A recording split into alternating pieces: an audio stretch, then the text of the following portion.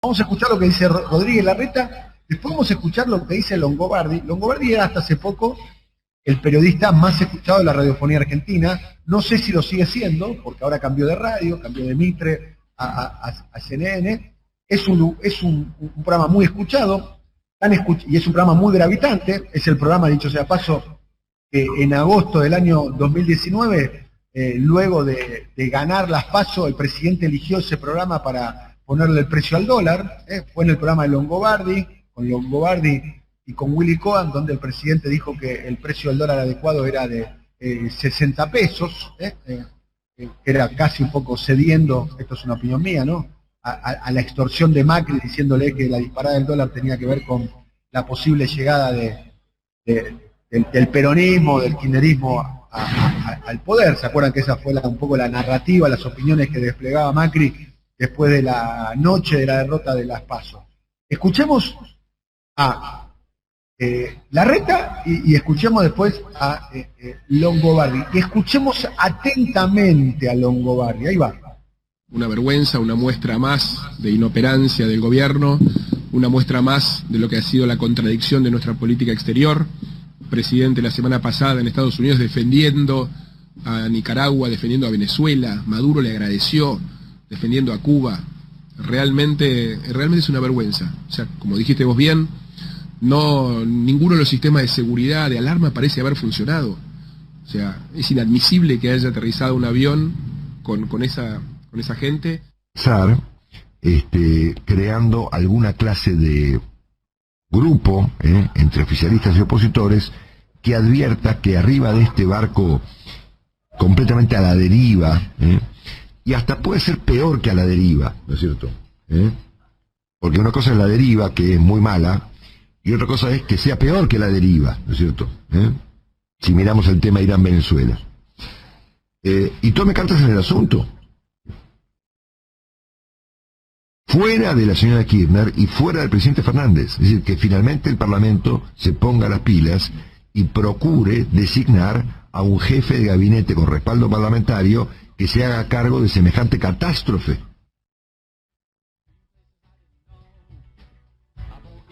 Esto es lo que planteaba Longobardi. Bueno, primero Horacio Rodríguez Larreta y luego Longobardi. Daniel. Lo que pareciera proponer Longobardi es un golpe de Estado institucional. Un golpe de Estado institucional. Pero no institucional. Lo que él graciosamente llama a ponerse las pilas es un golpe de Estado, punto. Porque no está en la Constitución nuestra, que no vivimos en Francia, en una república parlamentaria.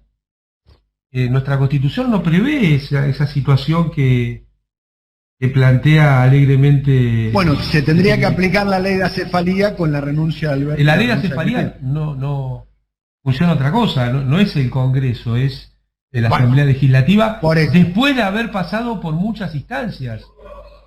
Tendría que ser la ley de acefalía después de que haya renunciado presidente, vicepresidente de la Cámara de Diputados, presidente provisional de la Cámara del Senado.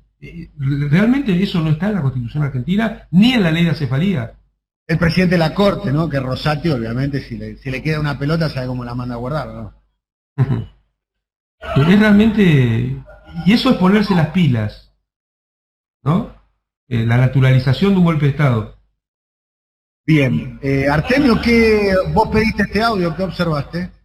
No, me parece que es efectivamente, bajo otras formas, el intento de desaparición del proyecto popular democrático. Ahí la frase fuerte, el corrimiento del presidente y de la vicepresidenta sobre todo. Lo que está planteando Longobardi hoy por CNN es lo que intentaron hacer hace 67 años. Hacer desaparecer la grieta es hacer desaparecer el proyecto popular democrático. Y esta es una forma, digamos, elegante, lo dice desde la CNN, ahí no entra un alfiler si no sale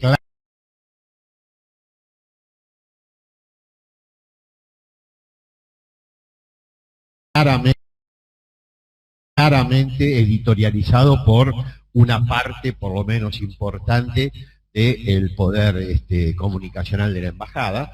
Y lo que está planteando es que se necesita hacer desaparecer urgente lo que apareció con fuerza a partir del 2003 y retomó lo que intentaron hacer desaparecer en 1955 con los bombardeos, el Proyecto Popular Democrático en Argentina, condensado en la figura del presidente y en particular de la vicepresidenta, y lo dice con todas las letras: hay que desplazarlos y que tome el poder, obviamente, alguien que represente nuestros propios intereses. No tiene frenos inhibitorios como no los tuvo Rosenkrantz en su momento, pero evidentemente están planteando eso, no me cabe duda, y es recurrente en la historia argentina, no es ninguna novedad, es una anomalía que ellos quieren. Por eso que cuando se plantea hay que superar la grieta, esto es superar la grieta. Intentar hacer desaparecer, esta vez por otros medios, el Proyecto Popular Democrático. Para que se cierre la grieta en la mentalidad de esta gente, debe desaparecer el peronismo y en particular la nueva fase del peronismo en el siglo XXI, que es el kirchnerismo. Ahí cerrarían la grieta porque efectivamente tendrían un fuego bipartidario, tripartidario, no sé cómo armarán el escenario institucional, donde no se ponga en discusión el proyecto socioeconómico. Y luego sí se discutirán formas, matices, bueno, viste ahora la discusión al interior de Juntos por el Cambio. Bueno, ese tipo de discusiones es la que quieren instalar para el conjunto del arco partidario argentino, y para que eso suceda, la figura de Cristina y la figura de Alberto claramente son un obstáculo notable. La aparición de Néstor y de Cristina a ellos les resultó claramente un obstáculo que no lo preveían, no pensaban que la resolución de la crisis de salida de un cuarto de siglo de neoliberalismo iba a propiciar el recomienzo del Proyecto Popular Democrático en Argentina. Eso no lo tenía. Bueno, esa es la historia, ¿no? La historia tiene ese componente aleatorio, ese componente de acontecimiento político imprevisible, y bueno, surgió. Y acá hay un detalle. Disputa. Pero yo no quería, Daniel, discúlpame que insista, ¿no? Coincidiendo en todo lo que dijo Artemio, y me parece que a esto hay que, en algún momento del conversatorio, pegarlo al tema del bombardeo de Plaza de Mayo, pero no quiero dejar pasar del comentario el énfasis en que también no solo es que desaparezca el Proyecto Popular Democrático, sino funcionar por encima de la Constitución Nacional. O sea, aquellos que hablan de la República, lo único que quieren es que no haya República, que puedan hacer lo que quieran en el momento que quieran. Estamos hablando aquí con Amado, con Artemio, estamos con el conversatorio. A ver, la novedad en los últimos tiempos, que me parece que es el gran aporte, lo digo sin ironía, pero lo digo porque es un gran aporte, no necesariamente positivo, pero es un aporte al fin, que está haciendo Javier Milei en el ecosistema político, es que está corriendo la agenda a la derecha. La semana pasada pasábamos el audio de Gerardo Milman, que es hombre que milita cerca, diputado nacional, que está muy cerca de Patricia Bullrich, diciendo al PAMI directamente hay que cerrarlo. Vamos a escuchar ahora, es el audio número 5 y el 6, vamos a poner los dos juntos, le digo a Silvio Soler, nuestro operador, donde la respuesta de Máximo Kirchner, cuando estaba anunciando la semana pasada, el viernes de la semana pasada, un hospital del PAMI, el primero que se hace en la localidad de Hurlingham. Y también a propósito de la manifestación pública que hizo Carlos Rosenkrantz, el ministro de la Corte, el expresidente de la Corte Suprema de Justicia, reversionando a su manera o reinterpretando a su manera la frase que le adjudican a Evita: donde hay una necesidad, nace un derecho. Pero el detalle acá, ahora lo vamos a escuchar, la réplica de Máximo Kirchner, es que manifiestan a cielo abierto su programa. Ya no es que se ocultan, no lo dicen. Ya, yo estoy en Córdoba, viajé por Aerolíneas Argentinas, el viaje a tope. Pero sin embargo Macri dice: Aerolíneas Argentinas es un colectivo con alas y hay que cerrarlo, o hay que dárselo a los trabajadores, o no hay que desfinanciarlo. Vamos a escucharlo a Máximo hablando del tema del PAMI y contestándole a Rosenkrantz. Yo lo vi hace unos días, pero parece que fue hace unas cuantas semanas. Las principales figuras de de Horacio Rodríguez Larreta, de Mauricio Macri, Patricia Bullrich. No hace falta, hay que escucharlos. Si los sigamos o no lo escuchamos, tienen la idea de cerrar el PAMI. Y ya vi que le preguntaban, ¿y qué vas a hacer? Y no sé, cerrar el PAMI. Y la verdad que esos y esas 5 millones de afiliadas y afiliados deben preguntarse también. Y obvio que cualquier gestión, y más cuando estamos hablando de este tamaño y cantidad de gente que hay que abarcar, tiene imperfecciones. Para sorpresa, que no todo sale bien, pero el espíritu con el que se hacen las cosas, la orientación con la que las hacemos, porque los medicamentos gratis no es los medicamentos gratis y ya. Tiene que ver con días y días que le sacamos de angustia, no solo a quien no recibe el medicamento porque no tenía la plata para comprarlo. Cuando ustedes escuchaban hace unos días al presidente de la Corte Suprema de la Nación de la Argentina, y vuelvo a decir, el presidente de la Corte Suprema de la Nación Argentina, Rosenkrantz, decir que no hay para todos y que este tema de los derechos, más allá de querer oponer muchos eso con una supuesta frase de Eva Perón. Cuando decía eso, como diciendo, miren, esto es así y no hay para todos. Y muchas veces uno piensa que eso es una fotografía y que quedará eternizada en el tiempo, y no es así. Es mucho peor. Porque algo que dejó la pandemia, y no solo en nuestro país, sino también globalmente, es el proceso de concentración económica global que hay. Lo que sucedió desde el comienzo de la pandemia fue que se potenció aún más, y a niveles desconocidos, de quienes más tienen, más y más ganaron sobre los que menos tenían. Ahí estábamos escuchando a Máximo Kirchner el viernes pasado en Hurlingham, anunciando un hospital del PAMI que, por lo que me dicen a mí, hay que ver, Yo cuando me lo dijeron dijo, ¿seguro? Pregunté, ¿seguro? En 9 meses estará construido e inaugurado. Y está en un lugar emblemático, frente al Golf Club de Hurlingham. Allí se va a construir el hospital para los afiliados y las afiliadas del PAMI. Artemio Sí.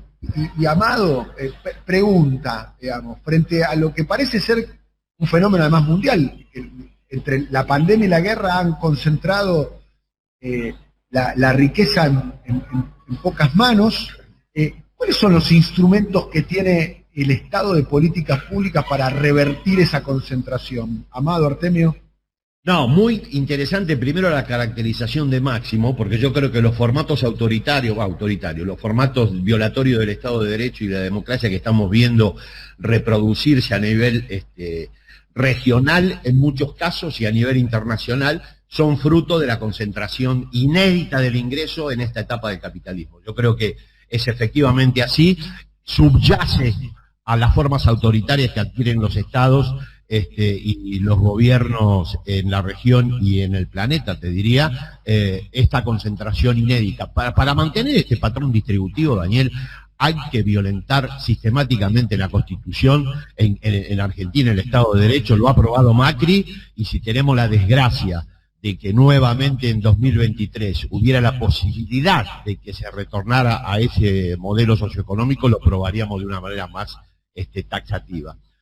Y las herramientas, bueno, ahí está Amado que va a responder de manera más pertinente, pero para mí, soportado siempre en la movilización y en la organización popular, las herramientas de que dispone el Estado son, primero, el sistema impositivo, hay que cambiarlo. El sistema impositivo argentino es muy regresivo, descansa claramente en el consumo de manera insostenible. No hay impuestos al patrimonio, hay muy bajos, no hay impuestos a la herencia, no hay impuestos a la propiedad. Macri tomó... Dame ejemplos para que pueda entender. Cuando sí, mirá, la presión impositiva en Argentina es de 28 puntos, en Brasil es de 30. Ni hablemos de los países desarrollados, donde está mucho más cerca del 50 y más.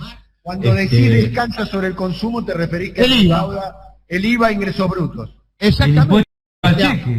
Y el impuesto al cheque que quedó. O sea que... porque eso a veces nos olvidamos en la discusión. Además, el impuesto al cheque lo impuso el que es la vaca sagrada de los liberales en Argentina, que es Domingo Cavallo. Domingo Cavallo, la vaca sagrada del cuarto de siglo neoliberal en Argentina, que fue el ministro de Economía de los dos grandes partidos. Es el tipo que está construyendo detrás de Milei y es el que está articulando Cavallo para que Milei haga un acuerdo con Macri. Es un tema que vamos a tratar también acá, esa posible alianza. Sí, estoy totalmente de acuerdo con vos en eso, pero insisto que una de las herramientas es claramente el sistema impositivo. Y después, bueno, el aparato estatal, la capacidad que tenga el aparato estatal de imponer sus decisiones. Hay herramientas, yo no las voy a... Los decretos son una.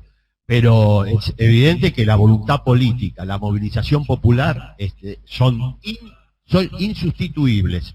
Y bueno, creo que hay que usarla, porque sostener este patrón distributivo para un gobierno popular democrático es inviable. O sea, no te deja salida en términos políticos, en términos de justicia social y también en términos electorales. Hay que cambiarlo, hay que modificarlo, y yo creo que el gobierno dispone de posibilidades para poder hacerlo. Hay que atreverse a ir más allá de lo que ellos señalan como posible. Mirá cómo hicieron estos en el 55. ¿Vos te imaginás, Daniel, en 1975, 1974, si alguien decía en Argentina que íbamos a llegar a tener 54 puntos de pobreza cuando teníamos 6? ¿Qué decía? Es imposible. Bueno, lo lograron.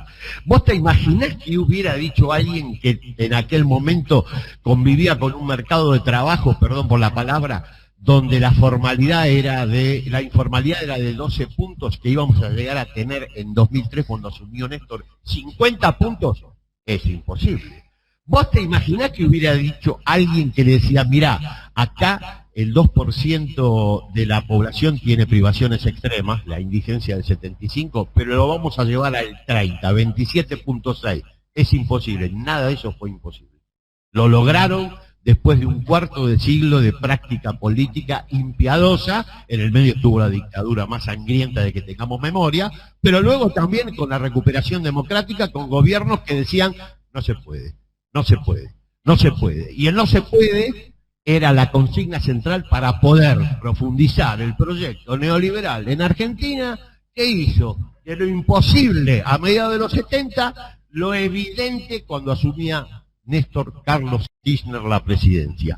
Un país desquiciado por el neoliberalismo. Lo lograron, ellos expandieron el campo de lo posible. Mostraron, por la negativa, que lo posible es una construcción. Bien, a ver, me pongo en la voz del diablo un poco, Amado, y bueno, frente a la crítica, a ver, el diálogo sería el siguiente: ustedes son posibilistas, y la respuesta dice no están dadas las condiciones, ustedes son unos voluntaristas. Un poco el debate se neutraliza con esas dos categorías. Menos mal que dijiste voluntaristas y no otra cosa, ya. Cuando empezaste con vos, ustedes son unos vos. No dijo otra cosa. Bueno, detrás de eso quizá puede estar... Es el vamos a volver mejores. ¿Eh? El vamos a volver mejores. La que tiraste, Amado. Te encendiste, Faltando 20 para el final. No, lo escuchaba. ¿Por qué no lo voy a y la caracterización de Máximo. ¿Por qué el vamos a volver mejores es ese? Porque representa esto. Mira, viste que muchas veces se dice que hay temor en tomar decisiones por no usar la palabra miedo, o hay un respeto, una sensibilidad muy fuerte, para usar el término de Rosenkrantz, respecto a la correlación de fuerzas. Yo creo que hay que ensayar otra explicación, que es que hay muchos actores de la coalición que tienen otro modelo en la cabeza. No sé por qué eludimos esa explicación. Un caso era Culfas, un caso concreto, que es una versión nueva del neoliberalismo, la teoría del derrame, pero con una pátina de derechos, de derechos los que llaman de tercera generación. Está bien tu caracterización de neoliberalismo progre, que es una caracterización con peso académico también. Sí, no es mía. Yo la tomo... Está bien utilizada, digo, Nancy Fraser le claro, en Estados Unidos, pero después, y además tuvimos experiencias concretas de neoliberalismo progre en Argentina. A partir del gobierno de la Alianza, evidentemente gobernó el país una experiencia donde había uno de las dos fuerzas que la componían, quizá la que planteaba alternativas económicas más de derecha. Mirá vos qué paradójico, porque el retorno de Cavallo tiene más que ver con la atracción de una parte del FREPASO que con, por ejemplo, lo que planteaba la UCR bonaerense en su momento. Pero bueno, no me quiero ir tan lejos, pero tuvimos claramente la experiencia de lo que sucede cuando gobierna el neoliberalismo progre. Porque en el fondo, este tema de decir, bueno, cuando se acomode la macro, se acomode todo, es una versión de la teoría del derrame, no hay duda de eso. Pero yendo a la caracterización que hacía Máximo y que venía desarrollando Artemio, nosotros tuvimos la experiencia en el gobierno del 2008-2009. Y te acordás, Daniel, Artemio, que al principio de la pandemia hubo todo un debate teórico que, bueno, de la pandemia iba a salir un mundo mejor. Sí. Incluso con algunos filósofos importantes. Yo no tenía ninguna duda que iba a salir un mundo más concentrado, y lo dijimos en este programa, porque si alguien se mueve bien en las crisis, es el capitalismo financiero, ¿no? Lo vimos en 2008-2009, donde todos los recursos del sector público fueron a salvar a los bancos, que eran aquellos que habían generado el problema después de haber conseguido del sector público legislaciones que le ampliaban sus posibilidades de negocios, otra vez volviendo al tema de lo posible, porque parafraseando a Rosenkranz podríamos decir que donde hay una oportunidad de negocio habrá una vulneración de derechos, ¿no? Me parece que ese es el eje de este sistema del neoliberalismo en esta etapa de la humanidad. Entonces, está claro que hubo mayor concentración a partir de la pandemia. Esto se va a agravar con la cuestión de la guerra, lamentablemente. Que esto ya venía mal en Argentina, producto del gobierno de Mauricio Macri. Y ahí vos tenés muchas herramientas, algunas las que señalaba Artemio, ¿no? El famoso tema tributario, que me parece que en Argentina debe revisarse, y no precisamente en el punto en el que está el debate en la discusión pública, porque como bien señalaba Artemio, nosotros tenemos un sistema profundamente regresivo que no se arregla con menos impuestos. Recordemos lo que pasó con el cuento de saquémosle el IVA a los alimentos. O ayer escuchaba parte del Vale recordar que el IVA era de 18 puntos, se subió a 21 bajo la gestión Cavallo con Menem, ¿no? Sí, bueno, y el famoso tema del impuesto al cheque que trajo Cavallo.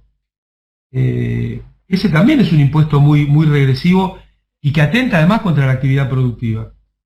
Como los temas de los anticipos de ganancias, que son también de esa época y atentan, de épocas anteriores, quiero decir, de la época de Cavallo con Menem, que atentan también contra el sistema productivo, ¿no? No solo son regresivos en términos de la población, sino también son inadecuados para el sistema productivo. Entonces, ahí tenés un eje muy importante. Pero también tenés el eje, yo creo, en Argentina, en el tema del crédito. Se le sigue dando demasiada poca atención, me parece, al tema de las LELIQ. Hay un debate alrededor de este tema. Yo soy de los que creen que es un tema importante en lo económico y en lo político, porque pone al gobierno en una situación de una vulnerabilidad extrema. Hay que recordar que el gobierno de Mauricio Macri dejó 750.000 millones de pesos de LELIQ y hoy superan los 5.2 billones de pesos según el último informe del Banco Central. O sea, ahí tenemos una cuestión que desde mi humilde visión es severo, no solo porque genera una vulnerabilidad política importante, sino también porque restringe el crédito a la actividad productiva privada.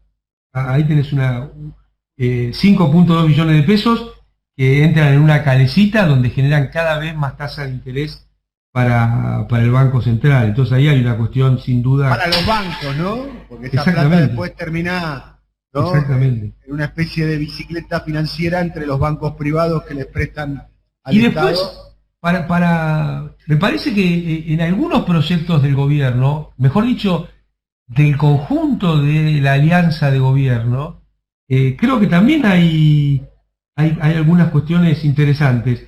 Vos fíjate que de distintos sectores provino casi al unísono el fondo para pagarle al fondo. O sea, tener un mecanismo de pago al fondo que asegure que no sea el pueblo argentino el que vuelva a hacer esos pagos. Un proyecto de ley del Frente de Todos. Tenés la ley, el proyecto de ley para las ganancias inesperadas, o le dieron un nombre así parecido a eso. Eso también sale del Poder Ejecutivo, un sector del Frente de Todos. Tenés al mismo tiempo el alivio fiscal, que ya funcionó, el aumento del mínimo no imponible que propuso Máximo Kirchner y también salió. O sea, vos fíjate que tenés 4 o 5 medidas que salen de distintos sectores de la coalición de gobierno que desde mi humilde visión van en el sentido correcto. Ahora, a mí lo que me llama la atención es que teniendo una batería tan potente de medidas y tan relevantes, no estén en la discusión pública. O sea, no está el aparato de comunicación del gobierno y del Frente de Todos. ¿El qué? La voluntad de comunicar, por si querés de otra forma. El aparato de comunicación del gobierno, disculpame. Pero no me estoy refiriendo a las cuestiones materiales solamente, ¿eh? No. Yo digo que es el punto que correctamente vos ibas a traer seguramente. Yo también te digo que los funcionarios, las funcionarias, es una agenda realmente muy importante, muy valiosa, y no está en la discusión pública porque no hay voluntad de dar esa disputa en el terreno del debate público. Realmente... Esta semana, Amado, se debatió, se discutió, se trató de establecer, lo dijo aquí en nuestro programa Adrián Murano, la idea de que había un intento de golpe de mercado contra el gobierno en su dificultad que está teniendo para renovar su deuda en pesos. ¿Qué puedes decir al respecto? ¿Qué grado de verosimilitud tiene eso?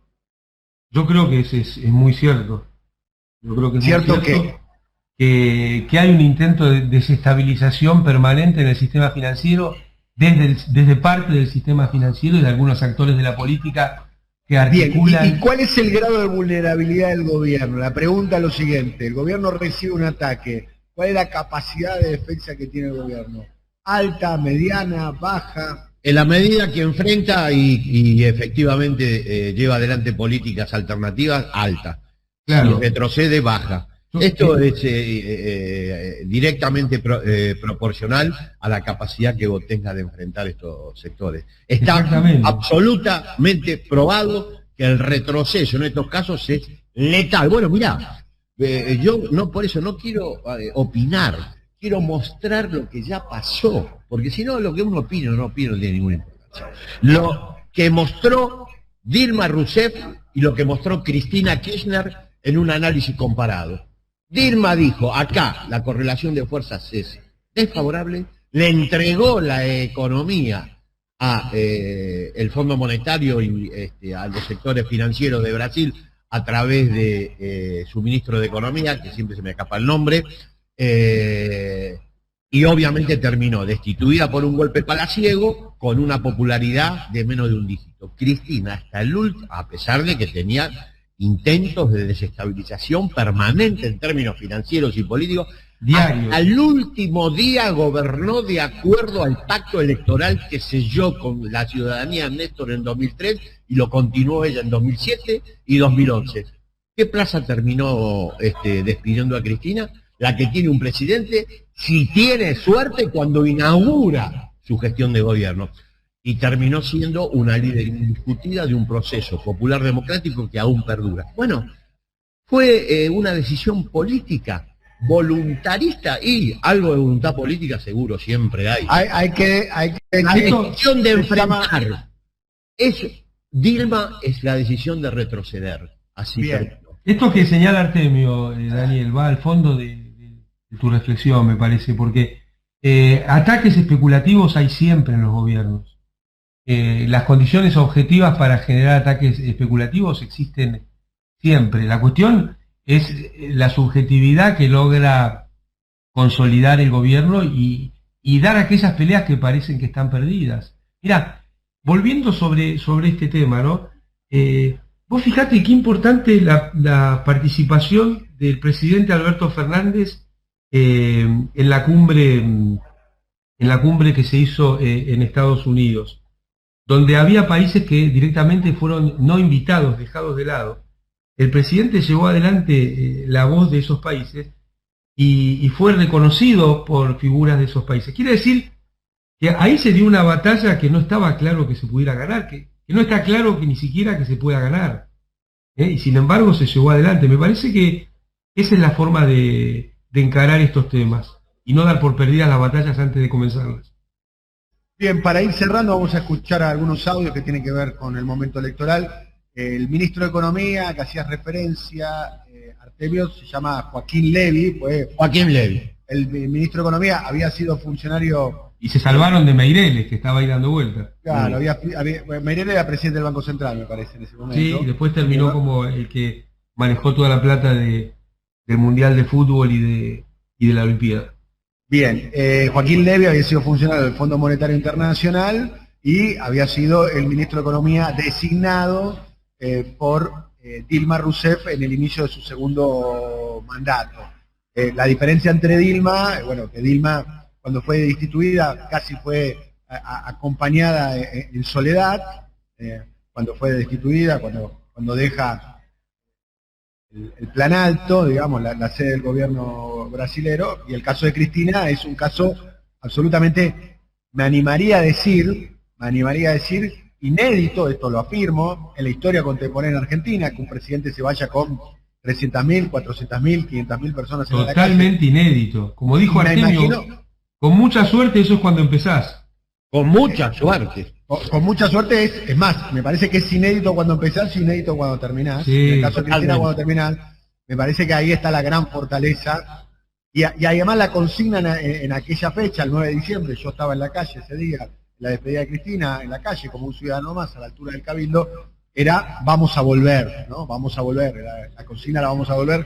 Nadie decía vamos a volver mejores, ¿no? Claro. Lo que decían lo que va a volver mejores eran en aquel momento los disidentes y que habían, como mínimo, se habían abstenido en el balotaje entre Macri y Scioli. Vamos a escuchar ahora unos audios que tienen que ver con el posicionamiento electoral. Vamos a escuchar algunos audios donde hay diferentes referentes. Escuchémoslo sobre el final de nuestro conversatorio.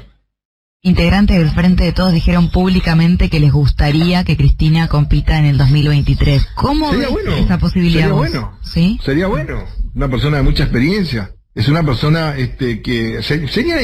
¿Cuál es el problema en definir quién es el que tiene mayor aceptación o mayor respaldo popular? Yo no veo ningún inconveniente en eso. Es parte de la democracia. Porque hay gente que dice tener mucha... Hay muchos que hablan en nombre del pueblo, pero no tienen 3 votos. Ese es el tema. Entonces, dice la Constitución, comete delito de sedición, dice, porque se atribuyen una representación que no tienen. Uno tiene la representación que tiene. Como el caso nuestro, por ejemplo, en las provincias que nos votan o no nos votan, y en algún momento están de acuerdo con lo que hacemos, en otros momentos desaprueban lo que hacemos, pero es parte del sistema democrático. El único candidato preparado para gobernar Argentina soy yo. No lo veo a él enfocado en ese rol. Lo veo más dedicado a poner foco en la unidad, a que si tenemos la suerte y la responsabilidad que nos toque de nuevo valga la pena, que no sea solamente llegar, sino transformar realidades. Nosotros estamos a punto de cumplir 20 años en la política, donde hemos, creo, logrado hacer y aportar. Primero a José Mayans. Extraordinario. Mayans, ¿no? Diciendo algunos que quieren ser candidatos y no tienen 3 votos. Yo no sé Mayans cómo no sale más, porque no sale más porque es tan claro, tan llano, es muy buen comunicador, me parece. Bien, y con respecto a lo que dijo, digamos, que Cristina candidata en el 2023, ahora la agarran y la tiran a la tribuna, ya los conozco. No, yo siempre... La agarran, tiki, la voy a buscar al campito ahora.